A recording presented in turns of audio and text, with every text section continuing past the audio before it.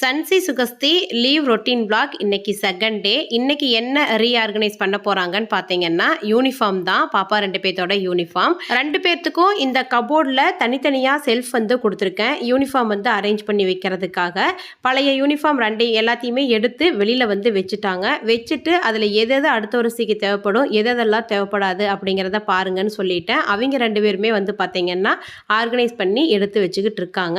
Sports dress வருஷம் ஸ்கூலில் வந்து மாற்றுவாங்க. அதனால் இந்த ஸ்போர்ட்ஸ் ட்ரெஸ் அடுத்த வருஷம் வந்து யூஸ் பண்ண முடியாது. அதை வந்து எடுத்து வேறு யாருக்காவது தான் கொடுக்கணும், இல்லைன்னா ரஃப்யூஸ்க்கு வந்து போட்டுக்கலாம்.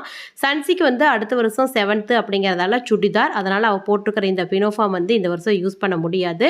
குட்டி பாப்பாவுக்கு இதே யூனிஃபார்ம் தான். அதனால் அவள் யூனிஃபார்ம் எல்லாமே நல்லா தான் இருக்குது. எடுத்து அவளோட கபோர்டில் வந்து வச்சுக்கிட்டா. சன்சியோட பினோஃபார்ம் 2மே நல்லா இருக்குது. சுகஸ்தி இன்னொரு 2 வருஷம் கழிச்சு அவள் வந்து 4th 5th போகும்பொழுது யூஸ் பண்ணலாம். அதை நல்லா கட்டவளை பையில் போட்டு எடுத்து வச்சிடுறோம்.